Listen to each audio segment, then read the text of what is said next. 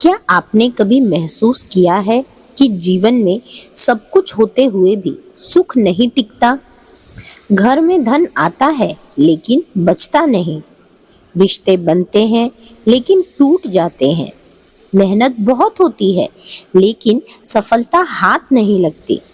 शास्त्र कहते हैं जब देवगुरु बृहस्पति नाराज हो जाते हैं तब व्यक्ति के जीवन से सौभाग्य धीरे धीरे दूर होने लगता है, और जब बृहस्पति प्रसन्न हो जाए तो निर्धन भी राजा बन सकता है। आज की इस पौराणिक कथा में हम जानेंगे एक ऐसी स्त्री की कहानी जिसने अहंकार में आकर गुरुवार का अपमान किया और कैसे उसका जीवन दरिद्रता, दुख और कष्टों से भर गया। लेकिन फिर एक व्रत ने उसकी किस्मत बदल दी। यह कथा केवल कहानी नहीं है, यह जीवन का एक गहरा रहस्य है। इसलिए इस कथा को अंत तक अवश्य सुनिए, क्योंकि हो सकता है आपके जीवन के कष्टों का कारण और समाधान दोनों आज आपको मिल जाए। सनातन धर्म में देवगुरु बृहस्पति को ज्ञान, धर्म, नीति और सदाचार का प्रतीक माना गया है। वे देवताओं के गुरु हैं जिन्होंने देवताओं को असुरों पर विजय प्राप्त करने का मार्ग दिखाया। ज्योतिष शास्त्र में बृहस्पति ग्रह को सबसे शुभ ग्रह कहा गया है।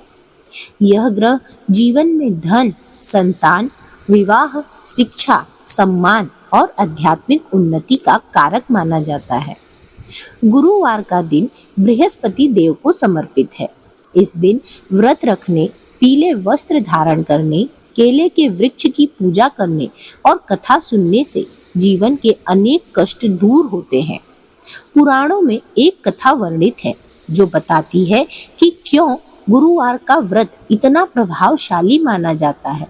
तो आइए अब हम उस कथा की ओर बढ़ते हैं। एक बहुत समय पहले की बात है। एक समृद्ध नगर में एक विद्वान ब्राह्मण अपनी पत्नी के साथ रहता था।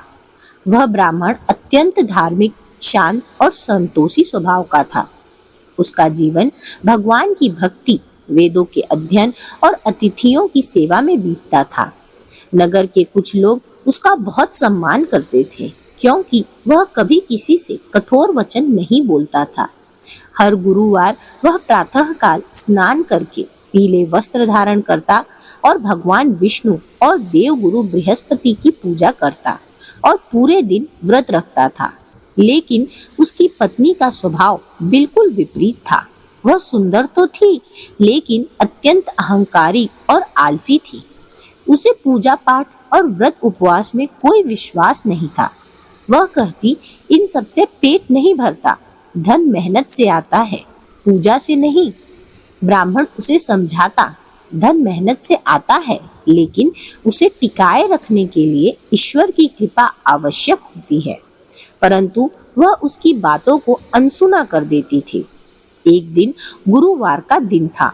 ब्राह्मण पूजा के लिए बाहर गया हुआ था।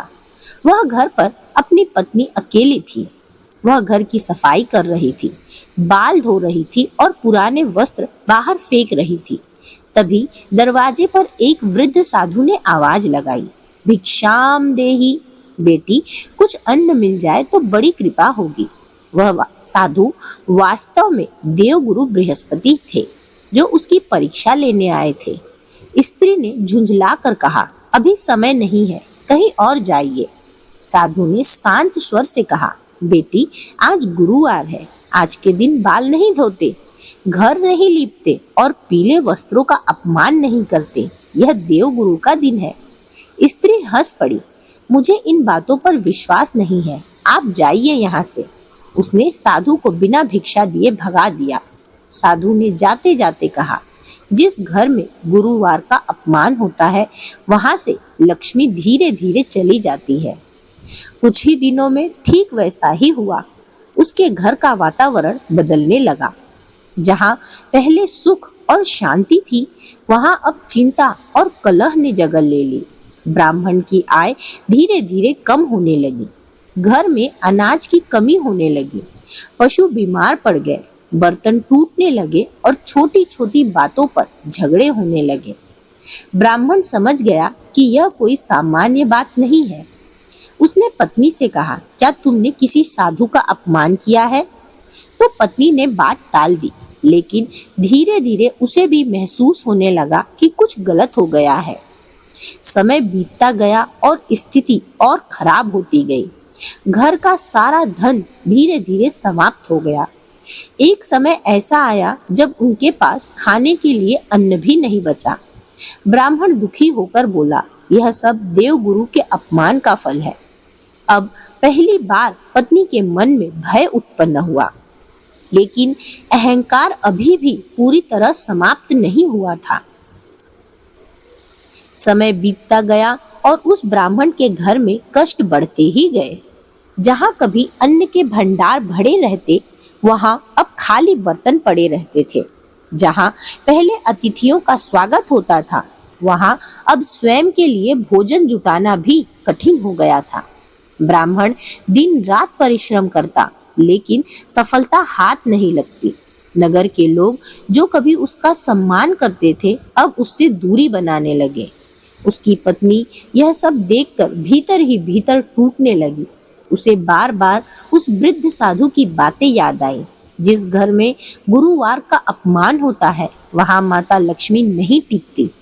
अब उसे अपनी गलती का एहसास होने लगा, लेकिन समय उसके साथ हाथ से निकल चुका था। एक दिन ऐसा आया जब घर में अन्न का एक दाना भी नहीं बचा। भूख और चिंता से व्याकुल होकर ब्राह्मण ने कहा, अब इस नगर में रहना संभव नहीं है। हमें कहीं और जाकर नया जीवन शुरू करना होगा। पत्नी की आंखों में आंसू आ गए। जिस घर को उसने कभी गर्व से देखा था, आज उसे छोड़ना पड़ रहा था। दोनों पति पत्नी बिना किसी सहारे के एक दूसरे के नगर की ओर चल पड़े। रास्ते भर पत्नी के मन में पश्चाताप की आग जलती रही। वह सोचती रही, काश मैंने उस साधु का अपमान ना किया होता। कई दिनों की यात्रा के बाद वे एक छोटे से गांव में पहुंचे।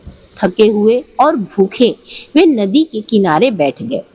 ब्राह्मण भोजन की तलाश में गांव की ओर चला गया और उसकी पत्नी अकेली नदी के किनारे बैठकर रोने लगी। उसी समय वहां कुछ स्त्रियां एकत्रित होकर पूजा कर रही थी। उन्होंने पीले वस्त्र पहने थे। सामने केले का वृक्ष था और वे बड़ी श्रद्धा से कथा सुन रही थी। उनके चेहरों पर अद्भुत शांति और संतोष था।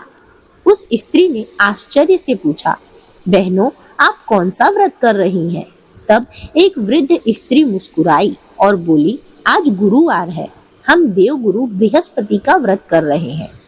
इस व्रत से घर में सुख समृद्धि आती है, दरिद्रता दूर होती है और जीवन में स्थिरता आती है। यह सुनते ही उस स्त्री का हृदय कांप उठा। उसकी आंखों से आंसू बहने लगे और वह बोली, मैंने अज्ञानतावश एक साधु का अपमान किया था। शायद वही बृहस्पति देव थे। तभी से मेरे जीवन में केवल दुख ही दुख है। वृद्ध स्त्री ने स्नेह से कहा, बेटी, ईश्वर दंड नहीं देते, वे केवल हमें सीख देते हैं। यदि सच्चे मन से पश्चाताप करो और व्रत करो, तो बृहस्पति देव अवश्य प्रसन्न होंगे और तुम्हारी गलती को क्षमा भी करेंगे। उस दिन पहली बार उस स्त्री के मन से अहंकार पूरी तरह समाप्त हो गया। उसने निश्चय किया, अब वह श्रद्धा और विश्वास के साथ बृहस्पतिवार का व्रत रखेगी। अगले गुरुवार से उसने नियमापूर्वक व्रत रखना शुरू कर दिया। प्रातःकाल स्नान करके उसने पीले वस्त्र धारण किए, केले के वृक्ष के सामने दीपक जलाया, हल्दी और चने की दाल अर्पित की और श्रद्धा से कथा सुनी। उस दिन पहली बार उसके मन से प्रार्थना की, हे देवगुरु बृहस्पति, मुझसे भूल के लिए क्षमा करें, मुझे सही मार्ग दिखाइए। उसकी आंखों से आंसू बहते रहे, लेकिन मन में एक अजीब सी शांति थी। कुछ ही दिनों में परिवर्तन दिखाई देने लगा। ब्राह्मण को एक धनी व्यक्ति के यहाँ पूजा कराने का कार्य मिला। घर में थोड़ा थोड़ा अन्न आने लगा, झगड़े कम होने लगे और वातावरण शांत होने लगा। पत्नी ने अनुभव किया कि जैसे कोई अदृश्य शक्ति धीरे धीरे उनके जीवन को संवार रही हो। हर गुरुवार वह श्रद्धा से व्रत करती, कथा सुनती और गरीबों को भोजन कराती। उसके मन में अब तनिक भी अहंकार नहीं था, केवल कृतज्ञता थी। एक रात व्रत करने के बाद वह गहरी नींद में सो गई। स्वप्न में उसने देखा एक तेजस्वी पुरुष पीले वस्त्र धारण किए, हाथ में कमंडल लिए उसके सामने खड़े हैं। उनके मुख में दिव्य प्रकाश निकल रहा था। उन्होंने कहा, बेटी, तुम्हारा पश्चाताप सच्चा है। अब तुम्हारे जीवन के कष्ट समाप्त होंगे।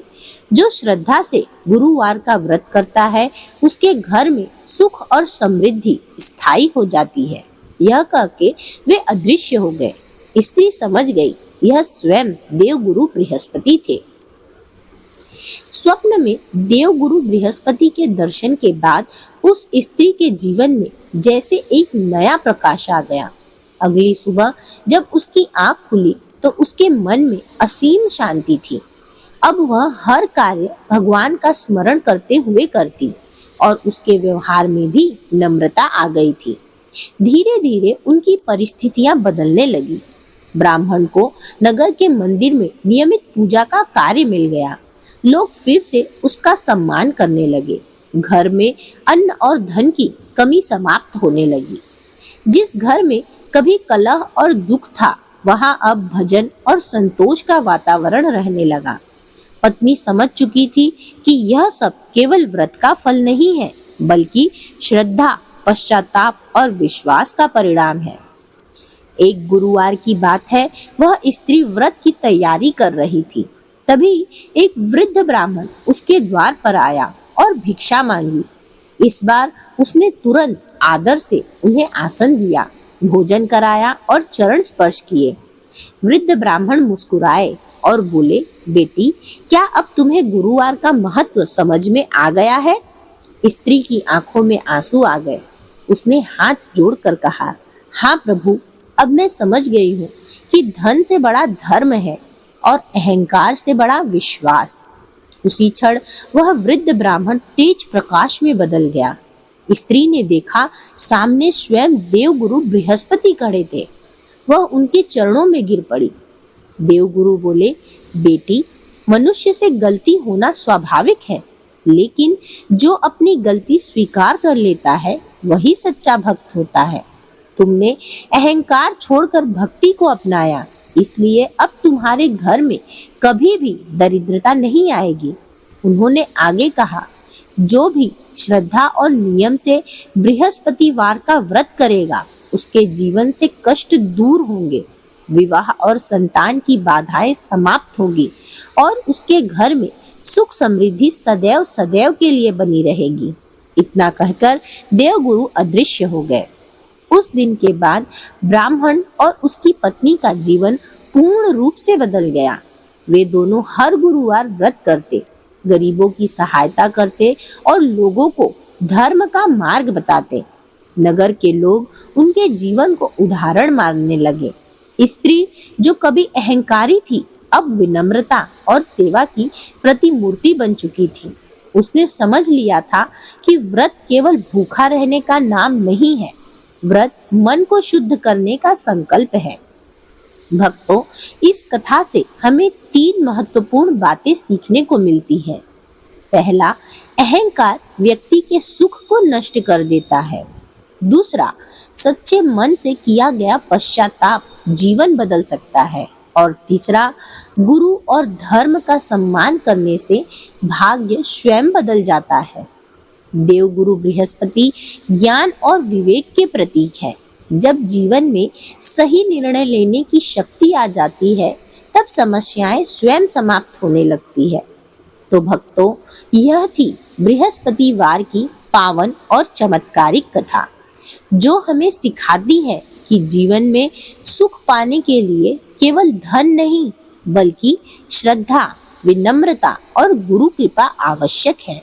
यदि आप भी अपने जीवन में सुख, शांति और समृद्धि चाहते हैं, तो सच्चे मन से बृहस्पतिवार का व्रत करें और देवगुरु का स्मरण करें। अगर आपको यह कथा पसंद आई हो तो वीडियो को लाइक करें और अपने इस चैनल अद्भुत गाथा को सब्सक्राइब करें। साथ ही कमेंट में सप्रेम जय देवगुरु बृहस्पति या ओम नमो भगवते वासुदेवाय अवश्य लिखिए। फिर मिलेंगे एक और अद्भुत, रहस्यमय और ज्ञान से परिपूर्ण पौराणिक कथा के साथ। तब तक के लिए अपना ख्याल रखिए और देवगुरु के चरणों में नमन कीजिए।